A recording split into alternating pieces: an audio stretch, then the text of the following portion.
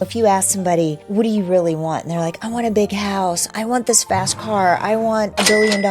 Okay, why do you want those things? And when you really back into it, what we all want is happiness. Happiness. And people have to recognize that true happiness comes within. Dive into the world of wellness with Dr. JoQueta Handy, the CEO of Handy Wellness. As an expert in integrative health, she empowers individuals to reclaim their vitality. Get ready for transformative insights that will elevate your well-being and inspire your health journey. Give me an example of that voice that doesn't go away. A typical one is, you're not enough. You're not going to succeed. This isn't going to work out. Most successful people, one of the things that they always have in them is that not enoughness, which it can be a gift and a curse. When we say spiritual, that doesn't mean religion. Right. I know that can be a big trigger. People get it mixed up. And They I try to put a lot of emphasis on that. If you want, just give us a few examples of what are some type of spiritual belief. Spiritual belief is just knowing that what I brought from working with autistic children into the past 7 years was quantum biofeedback. This is the exciting part. I have to say it for the listeners. So, welcome to another episode of A Healthy Point of View podcast. I'm your host, Sam Tejada, and today we got a special guest. This guest here, she specializes in cognitive neuroscience and a lot of the alternative modalities on helping people get well. As you guys may already know, we focus on health, wellness, beauty, and we try to bring experts from all over the world to talk about the different things that are out there. This is going to be a very interesting one. We're going to talk about a few things that most people are a little scared to talk about, right? Bioquantum. Today we have Dr. JoQueta Handy, and she has a PhD in integrative health, integrative medicine to be exact, and she is so focused on making people get well. Doc, how are you? I'm great. Thank you for having me. So excited to be here. I'm excited to have this conversation. Me too. You know, we've had the opportunity to have a few different prep talks about the conversations we're going to have, and you're doing some stuff that I'd say in today's world, people are finally allowing it to be accepted. And for many, many years, and I've been exposed to a lot of things with energy medicine and a lot of these alternative treatments. And, you know, for many years, a lot of people are out here saying, oh, it's snake oil, it's this, it's that. But now, today, people are becoming way, way more open to it. So I want to talk a little bit more about what you're doing. To begin with, where are you located? I'm in Newport Beach, California, so Orange County, Southern California. Nice. I love it.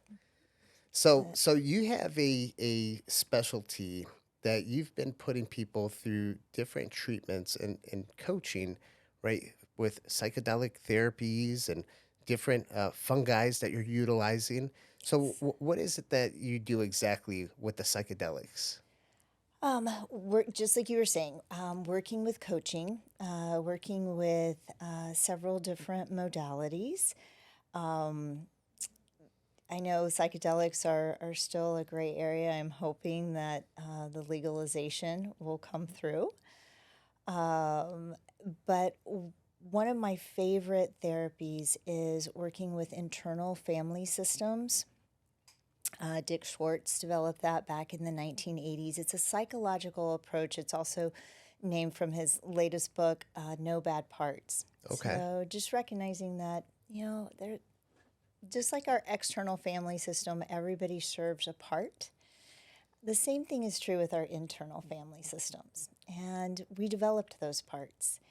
And, you know, instead of trying to push it away, that voice that we don't want to hear, sometimes when we give it a voice is when we can really create freedom and happiness. Give me an example of that voice that doesn't go away. So let's say it's that, you know, a typical one is you're not enough. Right. You know? You're not going to succeed. This isn't going to work out. And usually that's a protector part. That we developed, a lot of our parts we developed as children, specifically out of protection. And they are so loyal. They show up sometimes on a daily basis to protect us. And many times our parts get stuck and forget that, we've grown up and we've had other experiences. And so they may stay at that 7-year-old child level. You better be careful. It's not safe out there. And society tells us just get over it. Have a positive outlook. And so what we're doing to that part is just pushing it away, and it becomes like a tantruming child.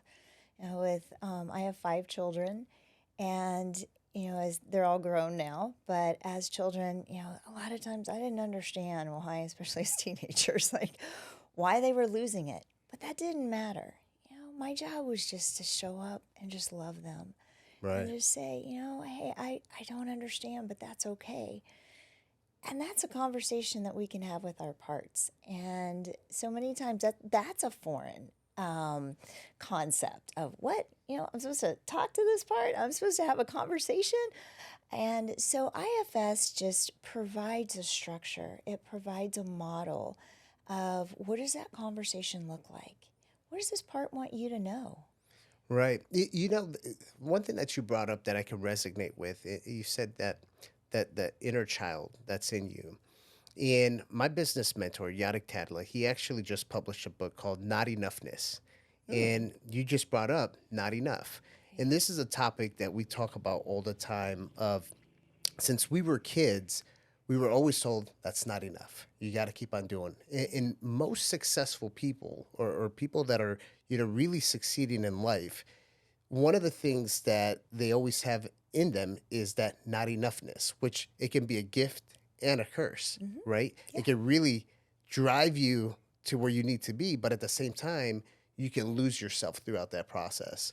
And one of the things that I want to bring up, and I want you to comment more on it, is that inner child that's within. Because a lot of the times myself, I always tap into 5-year-old Sam because 5-year-old Sam is still there. Even though I'm a professional, running a business, chairman of an organization, that 5-year-old Sam is still there. Absolutely. So let me ask you a question. When you say tap into that 5-year-old Sam, is that from a healing aspect, or is that from, I just want to tap into that playful, excited boy? It's actually both. So for me, I tap in on a mental health standpoint. Sometimes when things are getting a little bit too overwhelming, I take a step back, I sit down, take a deep breath, and I start thinking about what does 5-year-old Sam want? Forget about all of this crazy stuff that's going on around me. Because for me, when I was, that 5-year-old Sam was the one who was always exploring, the one who wasn't worried about responsibilities, Yes. the one that was always happy, joyful, and you just knew what you wanted at that point. Even though you think that the kids don't know what they want, they're happy, right? And sometimes I just have to go back to 5-year-old Sam, the kid who's just having fun, like enjoying life. Because we get so stuck in this day-to-day stuff every single day. We forget about the 5-year-old Sam who just is living life, right? So I go on that side, but at the same time, when, besides just the mental struggle, sometimes I just tap into like, who is Sam? Who is 5-year-old Sam? And then I can go into detail and says, well, I know who he is. He's a person who wants to be social, out connecting with people, making a difference, So what do you think it was that the 5-year-old piece that specifically brought that up? I love everything that you're saying, and I think, there are two sides to look at that, tapping into that little boy that just wanted to explore, was curious, wanted to love, that true, that unconditional love of a child. I think that's a big thing that can be really helpful. Yeah, I to would all say of us. between the age of 5 and 7 is really where a lot of my memory will go back when I think about me being a kid. Okay. I don't remember too much of when I was like 2 or 3 years old. I definitely remember. I feel like my brain was more developed, obviously, right around the 5 and 7, and that's you start kindergarten. You're being more in these different environments with a lot of other people, right? And you're getting exposed to other cultures now and other type of ways that people are based off of how their household is. And those are the times when I start thinking about me being as a kid. Now, the reason why I don't tap into like when I was a teenager, so It gets a little muddy. that's where it starts getting a little. You're going through puberty, Yeah. Now you got the girlfriend here, and Yep. the stress. There's peer pressure. So that's like where the real responsibilities start to develop is when you're a teen. So I always go back to like 5-year-old Sam. I love that because I mean, there's so many things that you could take away from that. What happens? Why? Where does those negative voices come from? Why do we need to develop those protector parts? Because we get really separated from who we are. And I love the Right. question you came back to. What does the 5-year-old Sam want? What does that innocent young boy just wants to go out and play and explore? What does he want? And I think it's amazing also the energy that we give those stories and that belief. The more energy we give it, the bigger it gets. And I work with people all the time that 5-year-old self, my life was terrible, this was awful. And I'm not trying to downplay, trauma in any way. That it's real, for sure. But I think a lot of times we get very stuck on the negatives, the bad times, and we don't remember the 5-year-old Sam. Right. And that's important. And all of us get separated from who we truly are. Whoever you identify with, whether it's God, it's source, the universe, whatever that is, that's the image that we were made in, unconditional love. Right. And that's all that we can be. And when we look at our path, it's just looking at how separated did we get from who we really are. And one of the favorite parts about my job is getting to be that guide back to that self. I love that. So let me ask you this, because we're on that 5-year-old Sam, right? Now, everyone didn't have the exact same life that I did growing up, where my parents are still together. I grew up in a house of there was 4 kids total. I'm the youngest out of 4. We would eat dinner at the table together every single night.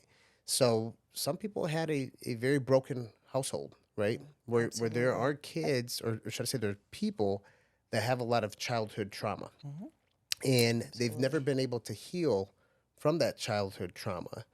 So how does that take a play with what you do on helping people, coaching people, that childhood trauma? So when they do tap into the 5-year-old child, and there was a lot of trauma back then, I feel like if people haven't been able to actually recognize that and heal, accept what happened and heal through it, it's something that you carry with you For sure. long term. For sure.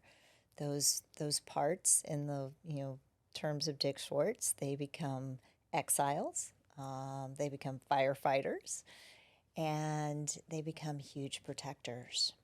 And yes, they can create major blocks in our life.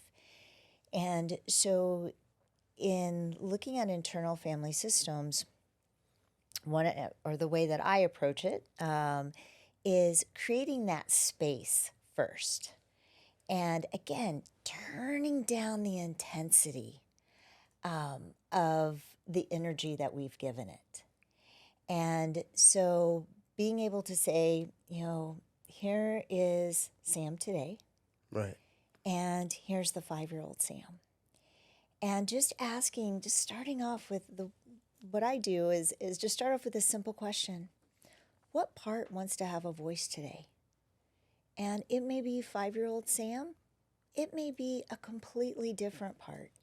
And a lot of times as we start to flesh it out and start to go down the path, what a patient came in with, I want to address not feeling like I'm enough, there will be a totally different part that comes up and wants to have a voice. And, it's like, we're like, are you telling me to talk to myself? Yeah, exactly. That's what I'm telling you to do.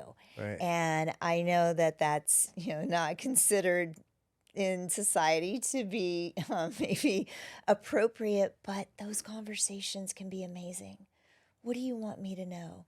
It's another way of just asking, just like you said, tapping into 5-year-old Sam, what do you want me to know today?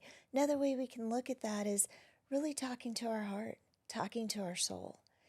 And it is amazing when we give those parts a voice instead of constantly pushing them away, shutting them down. I want you to go away. I don't like you. You're not a good part. Maybe it's the addictive part. Right.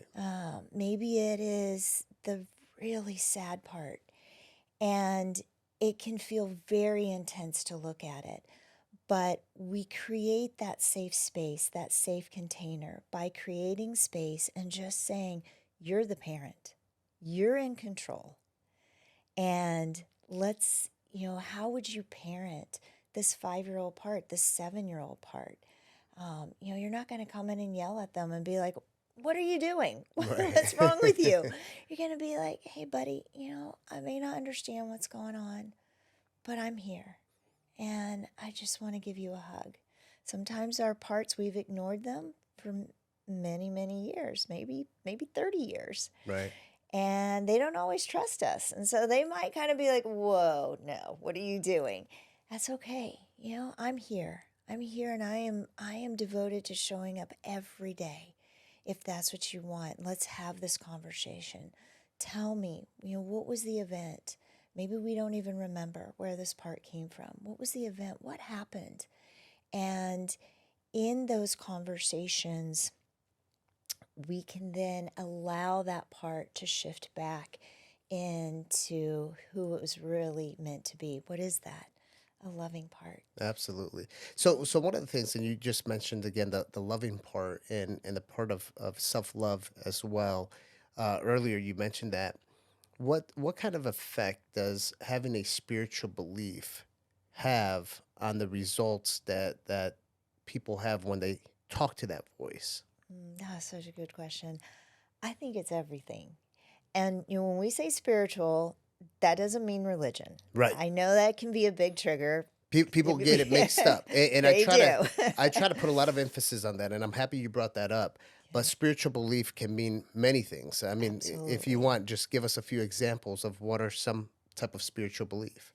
Spiritual belief is just knowing that whatever you want to call it, a higher vibration, higher resonation, God, source, we are here for a reason. Right. And, when we tap into that changes everything. That can change a disease state, like cancer. That can change a course of action of taking your life. That is knowing that connection, having that knowingness. Talking personally about my background, I say I grew up in Thou Shalt Not land. I'm very proud of my raising, but it was fundamental Southern Baptist, and I grew up thinking, I'm not worthy. I I'm bad. Honestly, that was the way I grew up, and we're gonna move you into submission. And it wasn't until I say in working with psychedelics, it's the healing I didn't know that I needed, because I was Right. fine. I was fine. And I was doing this for my patients. And wow, was I wrong. And it is a knowingness now from a spiritual side. It is not this cerebral knowledge of God, of a higher power, of being connected to something way bigger than me. It is, I know it without a doubt. And nobody is going to be able to take that away from me or convince me Yeah. differently.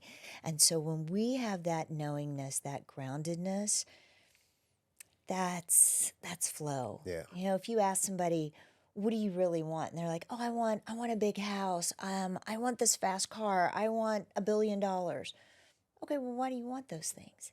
And when you really back into it, what we all want is happiness. Happiness. And that's what people are seeking. And Yes. that is short lived. And I think a lot of people have talked about that. And people have to recognize that true happiness comes within. Yes. You know, I could show you 100%. the one person that's as broke as a joke that's more happy than the rich guy. Yes. You know, so for the individual, let's say there's someone out here who's listening to the podcast and they have no spiritual belief. You know, they weren't raised with going to church. They weren't raised with any of that. And, people hear that there's all kinds of things out there for spiritual belief. You have Kabbalah, you have Buddhism, you have Scientology, you have Christianity. Where does someone start?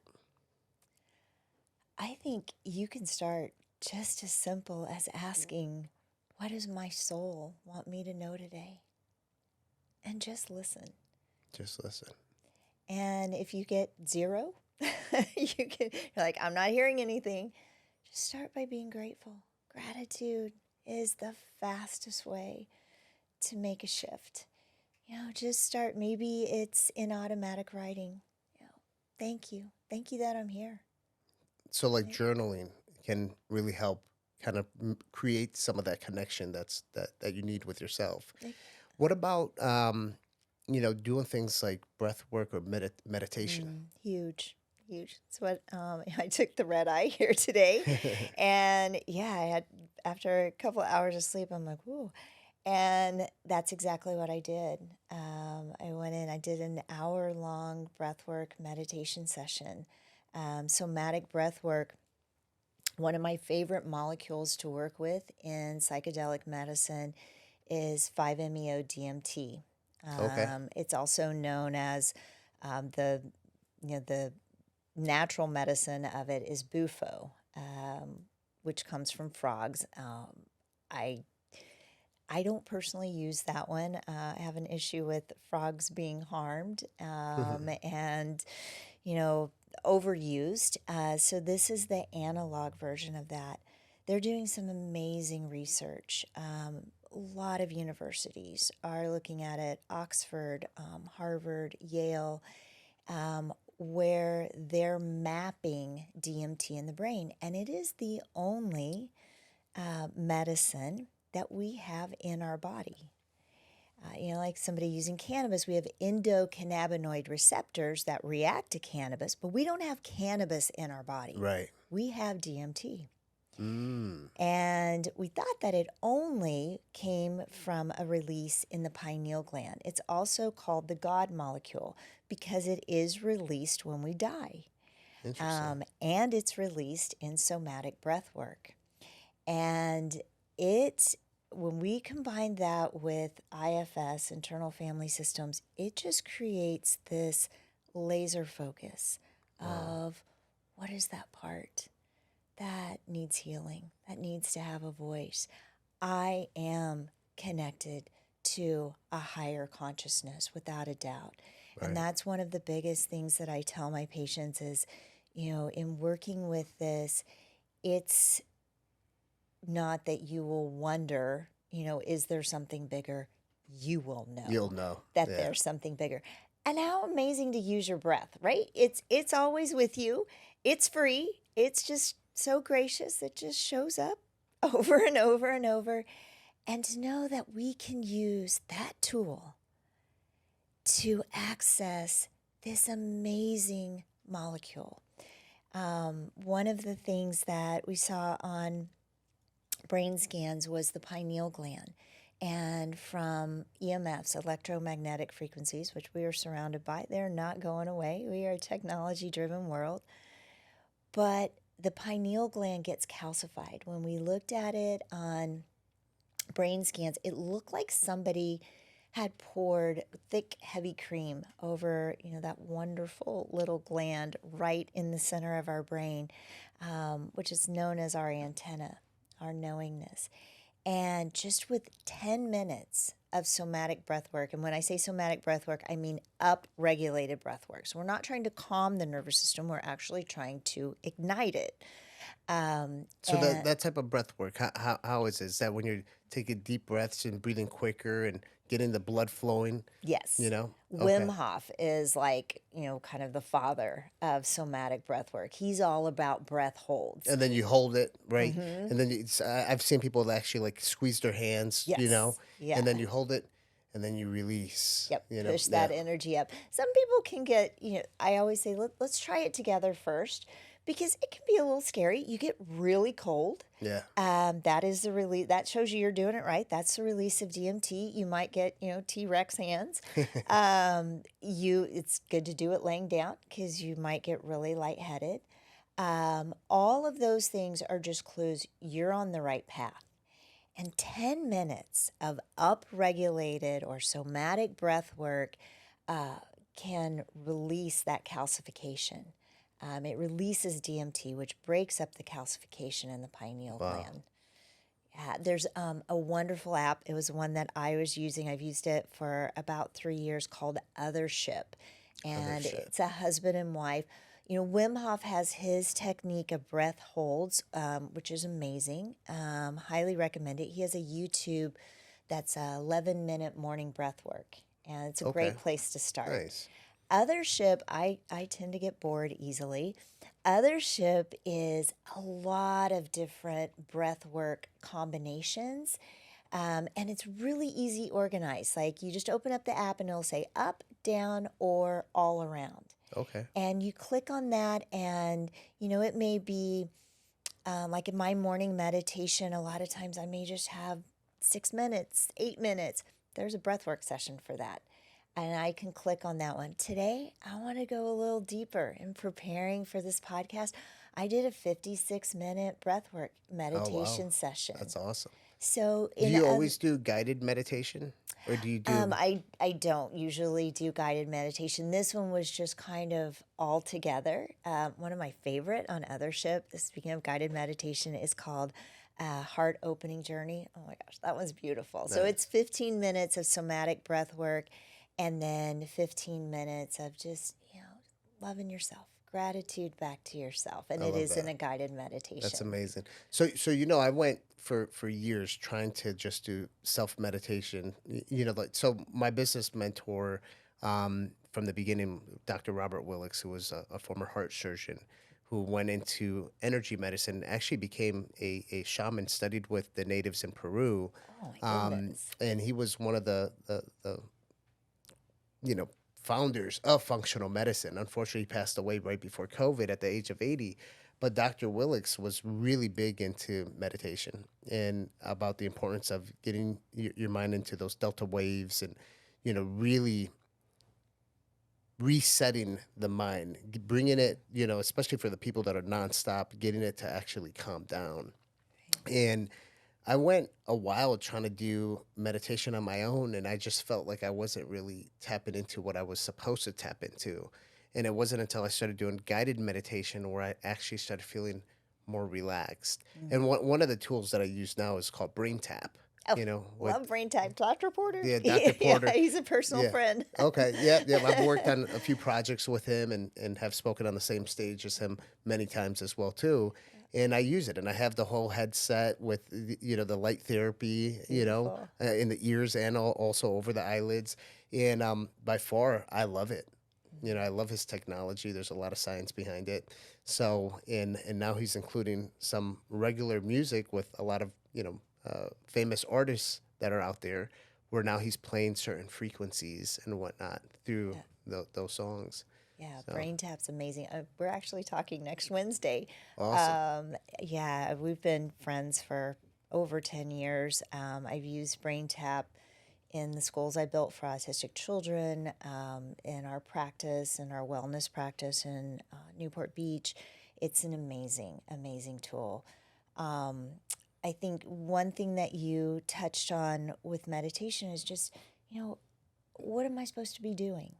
And I think that's a lot of people ask that question. And I had the most amazing experience this past 2 weeks, I got to be in Bali.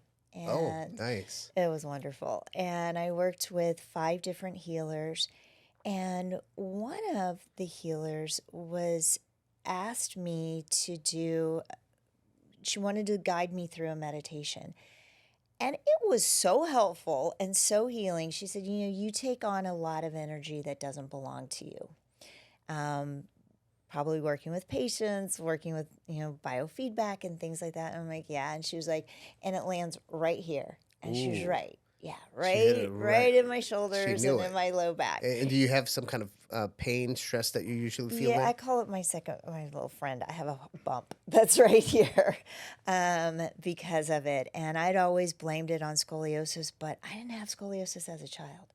So I'm like, where did this come from? And she was like, you really need to work on a daily basis, cleaning the chakras and removing negative energy. And she said, the way that you do that, she was like, talk out loud in your meditation. And I was like, really? I thought you were supposed to be like quiet. And she was like, come quiet your brain first. But she was like, talk out loud. And it has been a wonderful practice for me. That's what I've been working with on a daily basis since returning. And the way that she guided me was, just connect to source first, connect to love, connect to your my parents' love, your mother, your father. She was like, it may just be that there's a person that just pops into your head that, I need to connect with this person today in their loving energy. And, call that person's name, connect with them, sending them love, setting your intention out loud. I am here meditating specifically to remove negative energy. And in setting that intention, she was like, then, if anything comes up as a negative in relation to that person, that situation, ask for forgiveness for it. Every relationship is for a purpose in our life, right? It's That's for us to amazing. learn. It's for us to experience. Ask for forgiveness. And then where do I feel this in my body? Send that love, send that forgiveness right to that place. And then allowing that chakra flow, from the root chakra up to the crown chakra, back, just that flow of energy. And I can spend about 10 minutes doing that, and I just feel like I'm ready to take on the world to start the day. That's amazing. I'm actually like planning what I'm going to do after this podcast and over the weekend, just listening to you talk about this. And this is you bringing up about you as a healer absorbing other people's energy. Sometimes it's good energy, sometimes it's a lot of bad energy, right? It's negative energy. And this is something that in the medical industry we've talked about for the years that I've been into it. And sometimes you're there at their worst time and you're taking this in and it's going into your system. And we have a lot of medical providers that listen to this podcast. And I think what you brought up is extremely important for them to understand because sometimes they just have this weight sitting on them and they don't understand what it is. And there is a cleaning process, right? You got to cleanse yourself from a lot of that energy that you absorb as a healer. So, I remember when I first started Liquivita, I partnered up with a chiropractor who did a lot of Chinese medicine. And he's actually the one who actually turned on my light bulb when it came to that. And we were dealing with a lot of cancer patients that would get the high dose vitamin C IV drips. And I told him after a long day of it, I was just, man, we're doing such a good thing. We're helping heavy so many energy. people. But you leave out of there and you're just like, what am I doing? This is just sitting on me. Like I go home with this energy. It's important to go through that cleansing process, Yes, right? so important. And that's one of the roles of nature. It's there to take on our pain, Yeah. to recycle it. So Sometimes it can just be taking our shoes off and standing in the grass. We don't have to go anywhere. We can just stand in the grass. Connect to that frequency of the earth. Exactly. Some grounding. Yes. Or, if that grass isn't there, you can't get to it right away. I highly recommend what this healer recommended to me. This past week, it has been such a shift in my practice of going into the office. Like our patients have asked, how is it being back after 2.5 weeks in Bali? I'm like, it's been great. It's been the shift in me. Yeah. And they feel it. Yeah. They feel it. So let's talk a little bit about your practice. Sure. Great. Let's go into a little bit more detail about what you're doing. And I know you work with a lot of children with autism. So you mentioned earlier, the different schools. So I want the listeners to kind of hear some of the things that you're doing so they can understand before we start talking about this great product that I'm excited to try. I haven't been able to try it yet, but I've talked to you about it. I've read about it, and I'm excited to have it now that you brought it. So, yeah, well, your practice, what is it exactly that you're doing? Thank you so much for asking. So for 30 plus years, I worked with autistic children. My favorite were the severe end of the spectrum, the nonverbal, the self-injurious, aggressive, just because they're the ones that get overlooked the most. Their talents aren't seen. Right.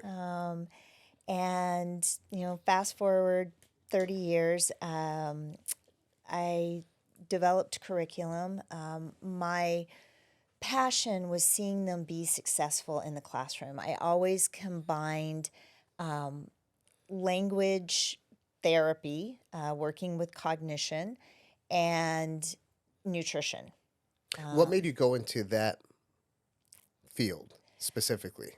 I started off, my master's is in speech language with pathology. Okay. And started off in actually voice disorders in Boston. And at that time, that's how old I am, that was in the early 90s, and programs were just getting started. So I kind of specialized myself right out of the field, and then they wanted somebody with like 10 years of experience.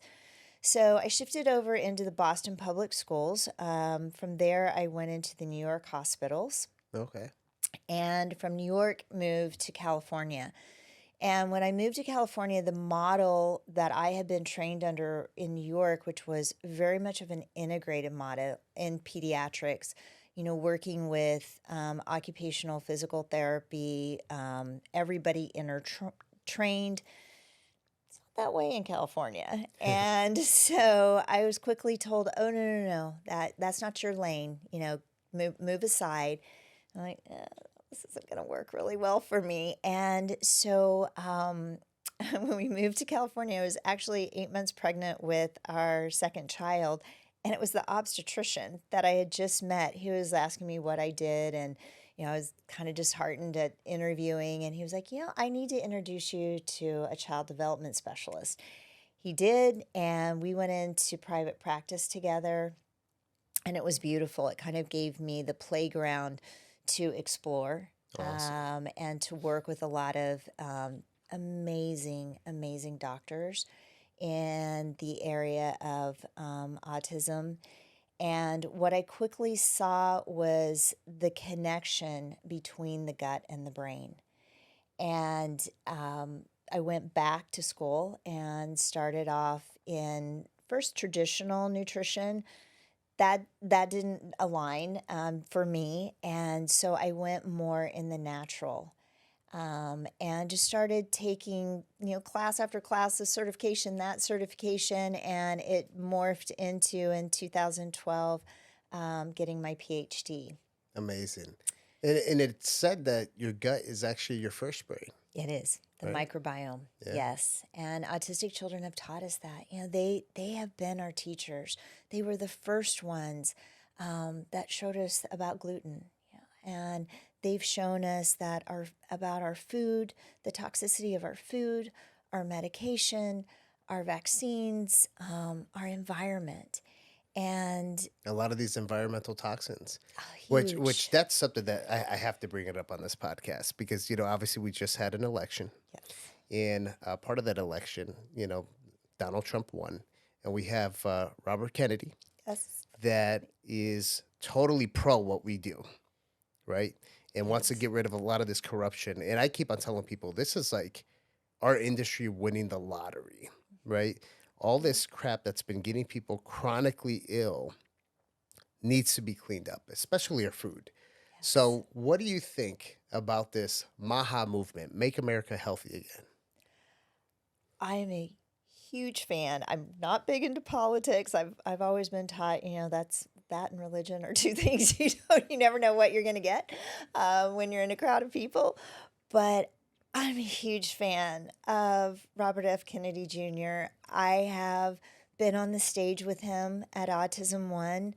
I have followed his work for probably 10 years. I've donated to the Children's Defense Fund. I know he speaks the truth. Yeah, I know where his heart is. My devotion is going to be to pray every day for his safety. absolutely. And That's the most important. yes. People are saying, oh, you got to put 3 security guards on him, not just one, man, because yes, you know how right. it works in this world. Right. And, but I've been telling everyone I don't care what side you're on, blue or red. What he's doing is for everybody. It is. It is. And he speaks. I have a family member who said, and I know it's in the media that he's giving false information. He's not. Right. And everything he says, he backs up with research. And if you don't believe it, go look at those research articles. I've followed him for 10 years. There's nothing that he is talking about that's not true. And his, when he won against Monsanto in that court case, that was huge. And I don't even know how he did it. When a no-touch clause, Obama put a no-touch clause on Monsanto, and he was able to still come back and be victorious. Wow. And he is a powerhouse of a man. He is brilliant, and I'm just so grateful for what he has already done and what I think what he can do. Yeah, I'm excited to see what there is to come, and I'm gonna do my best to participate very closely with all of the efforts when it comes to that. So going back to the schools and working with autistic kids. So what is it that you've seen throughout those years of working with your patients? I approached it as every child is a brilliant learner. Every child has a talent to show us. And just like we were talking about, how do they show us? Through their love. Right. Through that unconditional love. And so just kind of like in IFS, just standing back and asking them, what do you want to show me? They'll show you their talent. They'll go to it every time. Oh, yeah. And when they show you, most autistic children learn best through rhythm, movement, and visualization, a YouTube video. And you can take those 3 components, and you can copy it across the board in education. Anything. I've worked with it from beginning learning skills all the way up to college. Wow.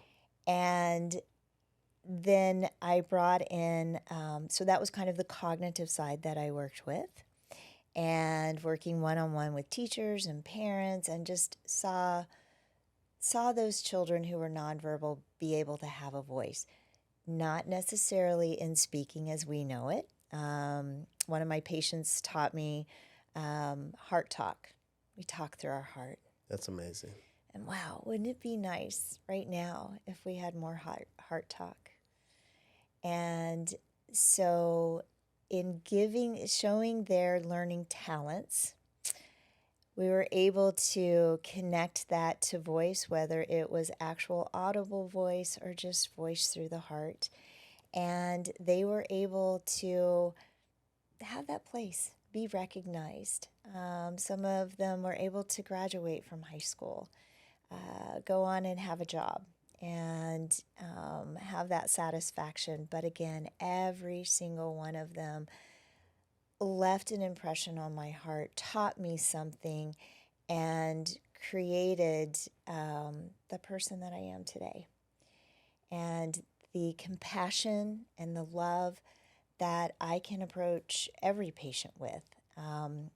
When I'm 57 and when I turned 50, I think my knees just gave out from sitting on the floor for 30 years. And so I transitioned into, my husband's a chiropractor, and I moved into a wellness practice with him. Okay.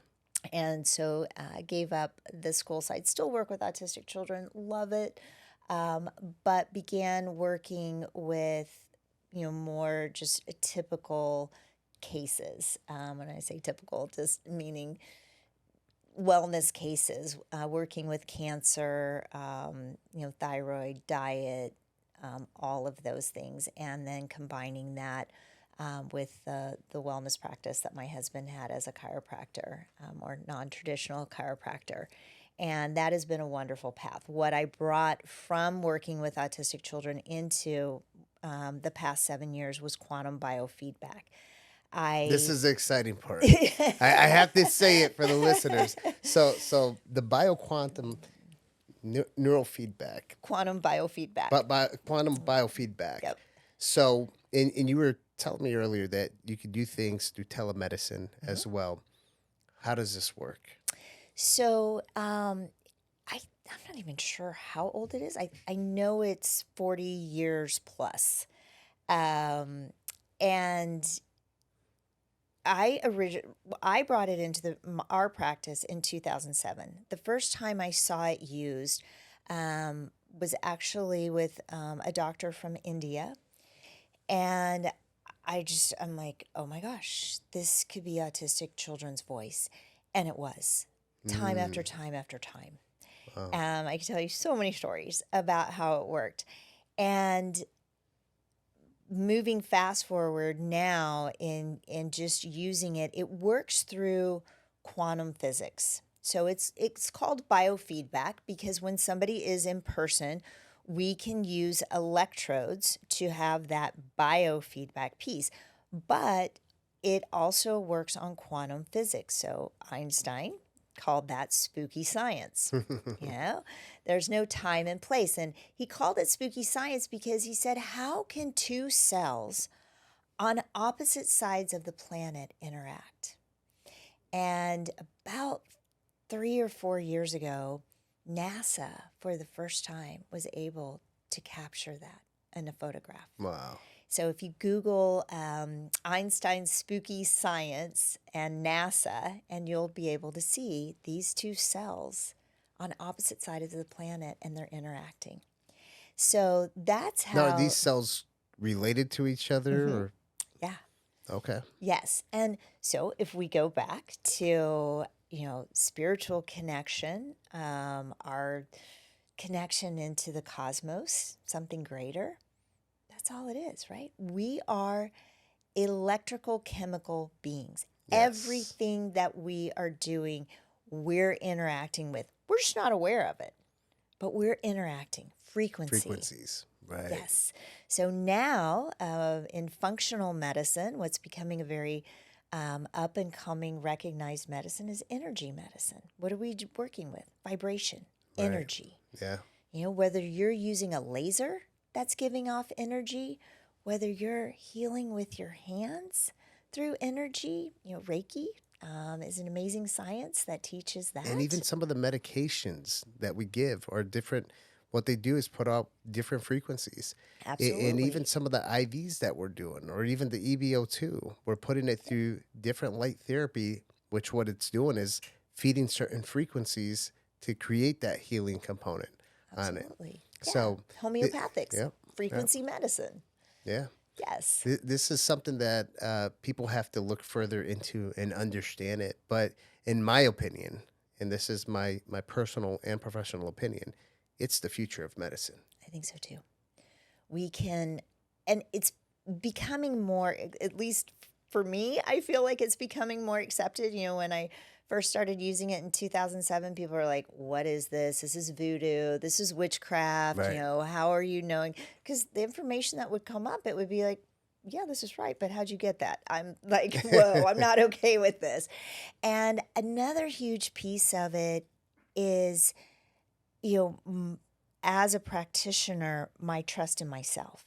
Because I can see it on the screen, but if I'm like, oh, there's no way, nope, I don't know how this goes together, then I'm not going to share it. I'm not going to lean into it. Right. And so I think that's the biggest thing for me that's occurred over 18 years. I'm still learning. I still take certification classes in it all the time. You know, working with different practitioners. Okay, how are you approaching this? What does this mean? How are you interpreting that?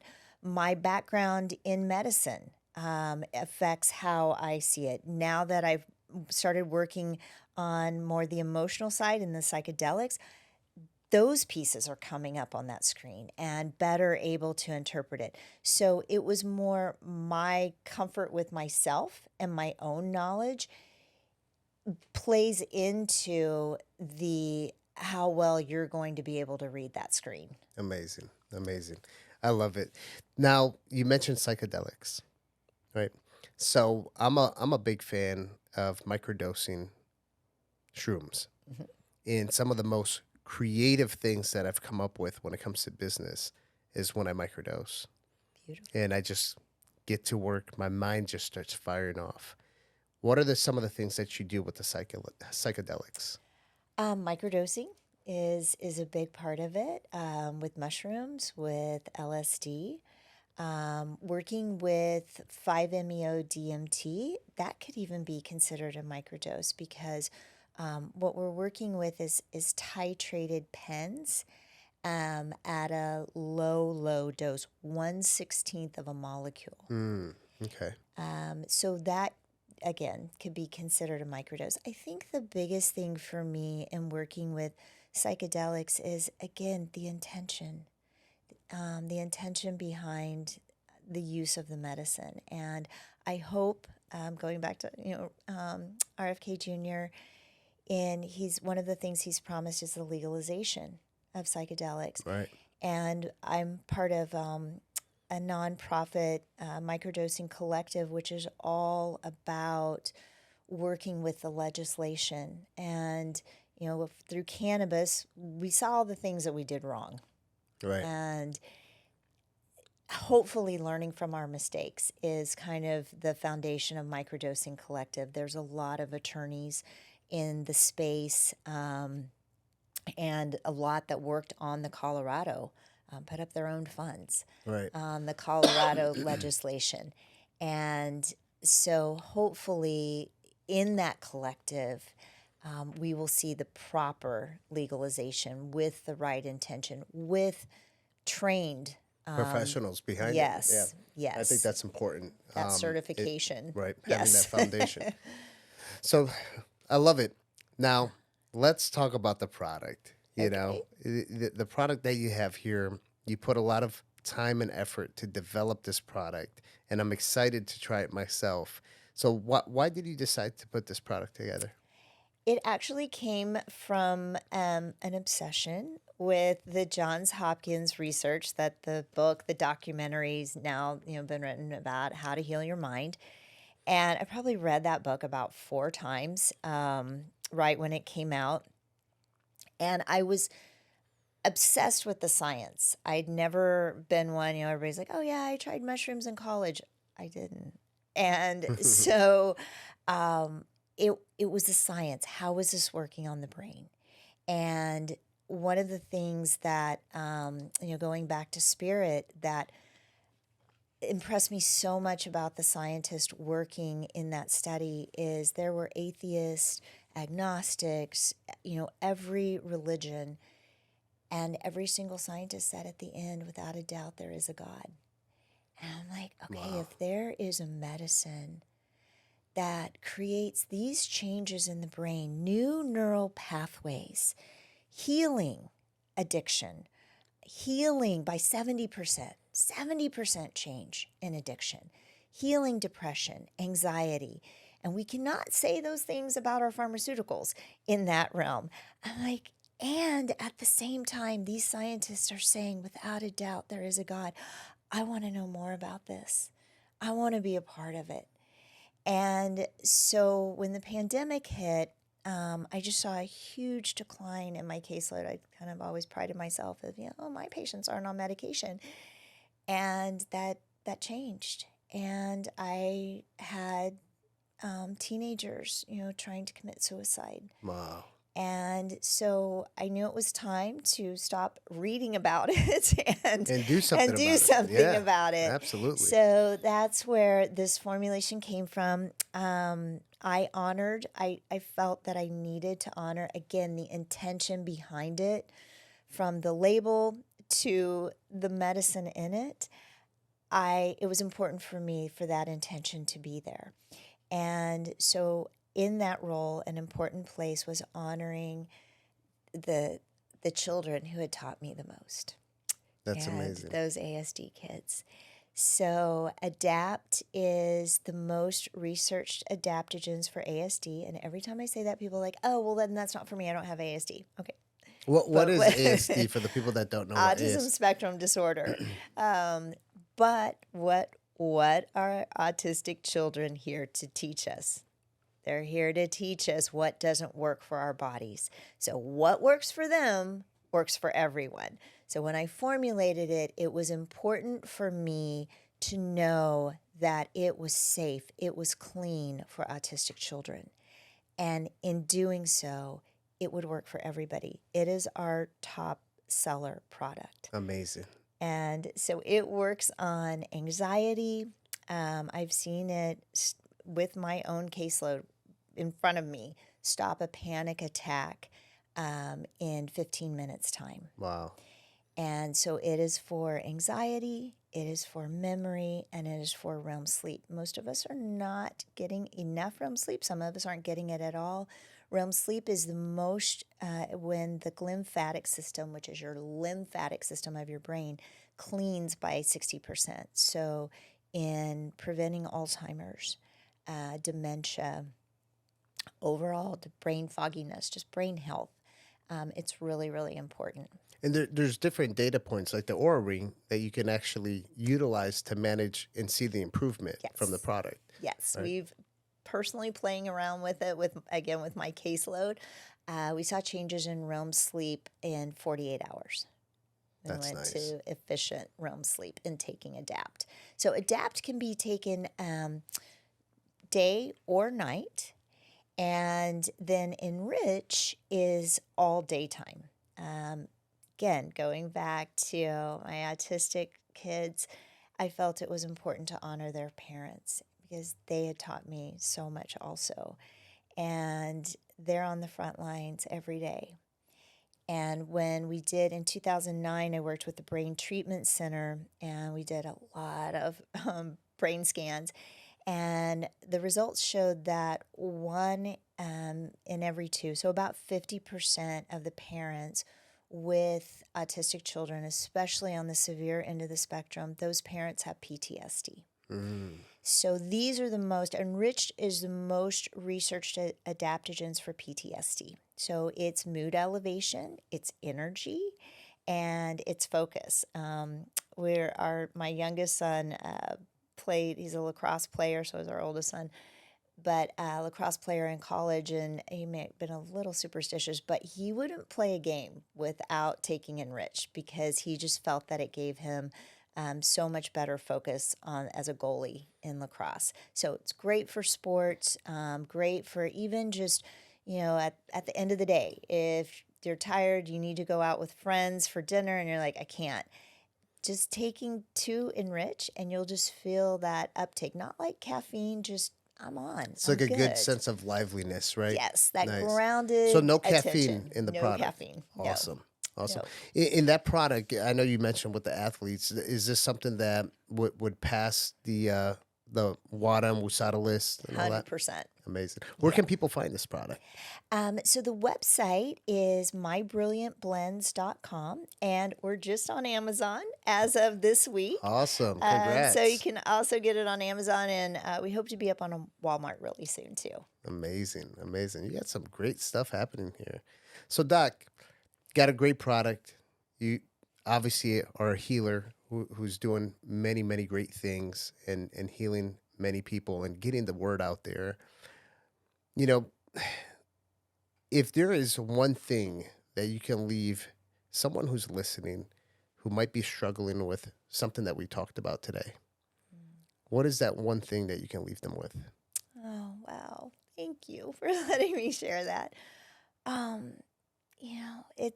It's about, I call it coming home to self. That's where there's hope. That's where there's happiness. And that's where it is the ultimate freedom. And there is a very simple guide and pathway to do that. It's not hard. We make it so much harder than it really is, or that it has to be. And I would personally love to help anybody who is struggling in that way, because we all deserve that freedom. That's a beautiful thing. Bring it home, coming home. Yeah. Really tapping into oneself. Yeah, that 5-year-old Sam. That 5-year-old Sam. That's it. I mean, that's it. Guys, you guys heard it here. Where can people find you? You can reach out to me on through the website of My Brilliant Blends, and also our website with our wellness center in Newport Beach is drhandy.com. And you can see both my husband and myself on that website. Amazing, Doc. It was a pleasure to have you on the podcast. Thank you. I hope more people, bring it home, and tap into their inner self, get to that, child self of oneself. And this was amazing. Well, and thank I you for could this tell you, conversation. I just enjoyed it so much. I could tell you, I know for a fact that I could go for hours talking to you about all this stuff. Same. I So, feel the same way. Thank guys, you. follow Doc here. Make sure you go on the website, on the social media pages. It's very important. So thank you, Doc, for having, Thank you. bringing all this stuff to Thank the you. people. And thank your staff too. Absolutely. They're awesome. Guys, thank you for tuning in on another episode of a Healthy Point of View podcast. Make sure you like, subscribe, follow, share, do all the fun stuff, and we'll see you for the next one.